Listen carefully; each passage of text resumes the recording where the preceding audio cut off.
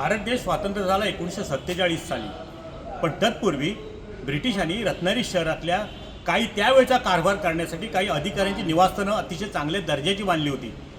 कुठेही त्याच्यामध्ये सिमेंटचा वापर नव्हता, गोलाकार खांब होते आणि आय स्पेस, आणि महत्त्वाचं म्हणजे आता जे आपण म्हणतो ना की सगळी वातानुकूलन यंत्रणा बसवावी लागते, तशी त्यावेळेला बसवायची गरज नव्हती, कारण व्हेंटिलेशनचा आणि वारा आतमध्ये येऊन जाण्याचा अतिशय चांगल्या प्रकारचे त्यांनी जी वरची छपराची बांधणी केली होती, काही बांधणी केली होती, अंतर्गत रूमची काही बांधणी केली होती आणि अतिशय देखण्या वास्तू या रत्नागिरी शहरामध्ये उभ्या आहेत, पण त्यापैकी काही आजही जमीनदोस्त झाल्या।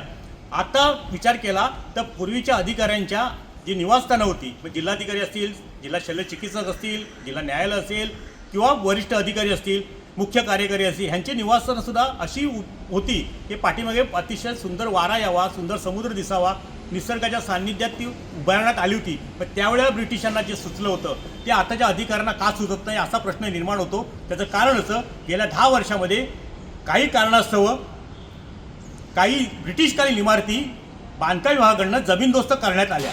आता आपण उभे आहोत ते सार्वजनिक बांधकाम विभाग 1 क्रमांक 1 या ठिकाणी। हे जे आपण आता सार्वजनिक बांधकाम विभागाचं सेवा केंद्र आहे, त्याच्या बाजूला या इमारती केव्हा बांधल्या याचं साल आहे, हे साल आहे 1909।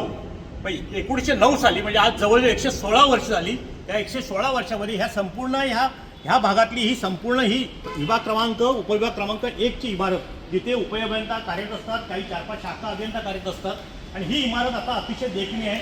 ह्याच्या बांधकामाचा आपण विचार केला तर हे जे साधारणपणे हे खांब आहे, हे ब्रिटिशकालीन खांब आहे, हे गोलाकार केलेले खांब आहे आणि अतिशय देखणी वास्तू आहे। हे संपूर्ण एका रांगेमध्ये हे जे खांब आपण दाखवतोय, हे पाहतोय किती छान पद्धतीने केलेले, वरती कौलर आहे। पण आता मिळालेल्या माहितीनुसार ही सुद्धा बिल्डिंग इमारत जमीनदोस्त होणार आहे। मग शहरातल्या वैभवामध्ये भर टाकण्याचं काम बांधकाम विभाग नक्कीच करतंय, पण दुसऱ्या बाजूला मात्र ब्रिटिशांनी ठेवलेला ऐतिहासिक सेवा जमीनदोस्त करण्याचं सुद्धा काम तेच करतायत। रत्नागिरीकरांची एक अपेक्षा आहे की जुन्या ज्या वास्तू आहेत, जुन्या ज्या ठेवी आहेत, ज्या हेरिटेज आपण म्हटलं जातं, त्या वास्तू तशाच राहाव्यात। आणि रत्नागिरींची अशी मागणी आहे की जिल्ह्याच्या पालकमंत्र्यांनी ह्या बाबतीत आता जाणीवपूर्वक लक्ष देणं गरजेचं आहे, कारण पूर्वीच्या काळामध्ये झालेलं बांधकाम बघण्यासाठी सुद्धा काही लोक आजही रत्नागिरीमध्ये पर्यटक येतात। काही अशा इमारती आहेत त्याचं जतन करणं गरजेचं आहे।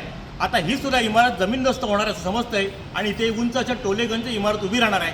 आता ह्याबाबतचा निर्णय पालकमंत्र्यांनी घ्यावा आणि त्यातून काहीतरी रत्नागिरीकरांना किंवा येणाऱ्या पर्यटकांना ब्रिटिशकालीन बांधकामं कशी होती, कोणत्या दर्जाची होती, हे पाहण्याची सुद्धा संधी जर उपलब्ध करून दिली तर पर्यटकांच्या बाबतीत तो एक चांगला विषय होईल आणि पर्यटकांना एक वेगळं रत्नागिरीमध्ये काही पाहायला मिळेल अशी अपेक्षा समस्त रत्नागिरीकरांकडून व्यक्त केली जाते।